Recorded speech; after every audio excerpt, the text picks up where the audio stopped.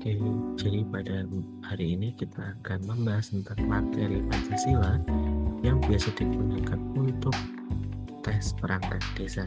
Jadi sebenarnya ada beberapa materi ya, mulai dari Pancasila, kemudian UUD 1945, pemerintahan, tentang kedesaan itu sendiri, tes pengetahuan umum, dan juga tes komputer yang meliputi Word, Excel, dan lain sebagainya.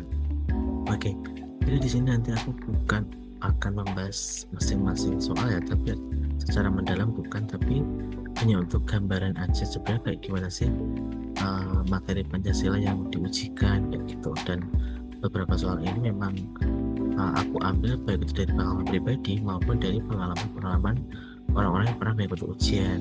Soalnya kira-kira yang materi Pancasila tuh kayak gimana sih kayak gitu, dan ini aku rangkum jadi beberapa aja, setidaknya bisa menjadi gambaran untuk kalian semuanya untuk persiapkan tes tersebut.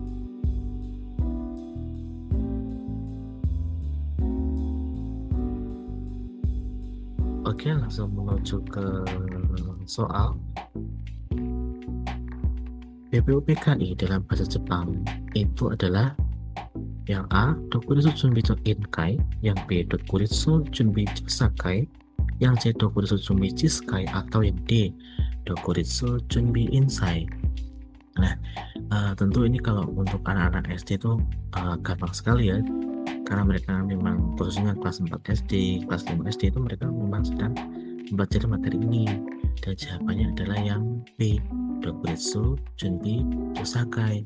Untuk yang C sama D itu bukan ya. Nah, yang A itu apa C? Yang A itu adalah Dokuritsu Junbi Inkai, itu untuk bahasa Jepang dari PPKI, sedangkan untuk BPUPKI itu yang Chosakai gitu. Oke, next kita ke pertanyaan berikutnya. Nah, di sini pertanyaan berikutnya adalah tokoh yang menyampaikan usulan gagasan dasar negara pada 29 Mei 1945 adalah. Nah, di sini ada Insinyur Soekarno, Ahmad Subarjo, Mohyamin, dan juga Supomo. Nah, kalau diingat-ingat lagi, sebenarnya pada saat menyampaikan usul gagasan dasar negara pada saat perancangan Pancasila itu ada 3 tokoh lah, Soekarno, Muhammad Yamin, dan juga Supomo. Nah, Ahmad Subarjo itu nggak ada, itu nggak termasuk ya, karena hanya ada 3 tokoh. Yang 29 Mei itu adalah Mohyamin. Nah, kemudian dilanjut 30 Mei itu adalah Supomo, dan yang terakhir tanggal 1 Juni 1945 yang sekaligus sebagai hari lahir Pancasila itu adalah gagasan dari Insinyur Soekarno. Jadi jawabannya adalah yang Mohyamin. Oke, berikutnya. Berikutnya merupakan salah satu gagasan dasar negara oleh Soekarno, kecuali. Nah, di sini mungkin ada kekeliruannya. Ini yang benar adalah um, merupakan bukan ya, yang merupakan bukan dari gagasan Soekarno, yaitu kayak gitu. Karena untuk yang berkebangsaan itu tuh kan.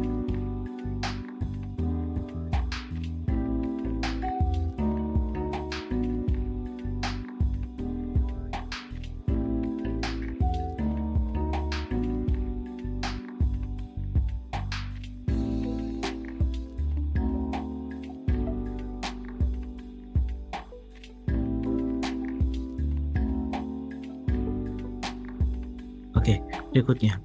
Seorang kepala desa diundang dan hadir dalam kegiatan perayaan Natal di gereja yang ada di desanya.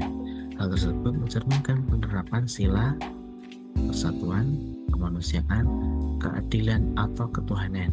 Nah, di sini sebenarnya bisa saja ambigu ya kalau kita lihat dari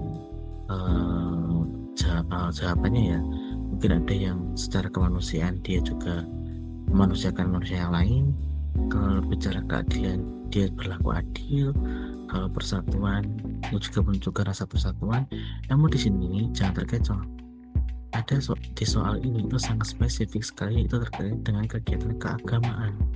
Saya menunjukkan sekali toleransi keagamaan gitu. Berarti jawaban adalah yang D, ketuhanan yang Maha Esa, yang merupakan sila yang pertama, seperti itu. Berikutnya, Andi gemar menabung dengan harapan untuk masa depannya. Nah, untuk soal ini itu juga pernah keluar beberapa bulan lalu di salah satu daerah kayak gitu, soalnya seperti ini. Dan jawabannya adalah sila yang ke-5, yaitu keadilan sosial bagi seluruh rakyat Indonesia.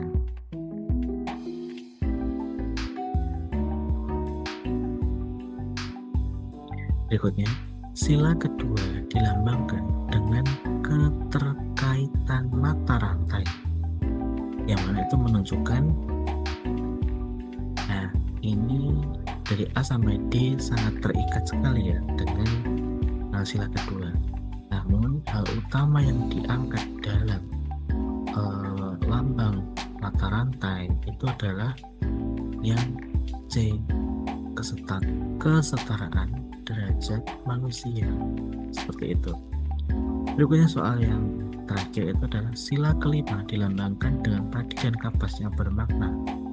Dari A sampai D bagus semua jawabannya, tapi di sini jawaban yang paling tepat adalah yang A, yang merupakan makna yang sebenarnya dari simbol tersebut, yaitu padi melambangkan kemakmuran dan kesejahteraan, sedangkan kapas melambangkan keadilan dan kesetaraan. Oke, jadi itu tadi beberapa contoh soal. Nah, di sini aku udah simpulkan ya. Kan ini yang paling penting sih menurut aku, bukan soalnya, tapi dari kesimpulan yang dapat diambil dari materi Pancasila itu sendiri. Jadi, materi Pancasila itu untuk tes perangkat desa itu yang pertama adalah yang harus dipelajari adalah sejarah Pancasilanya. Ya, mulai dari BPKI, PPKI, kayak gitu. Nggak usah terlalu mendalam, setidaknya tahu alurnya, siapa tokoh-tokohnya, tanggal-tanggal pentingnya, kayak gitu.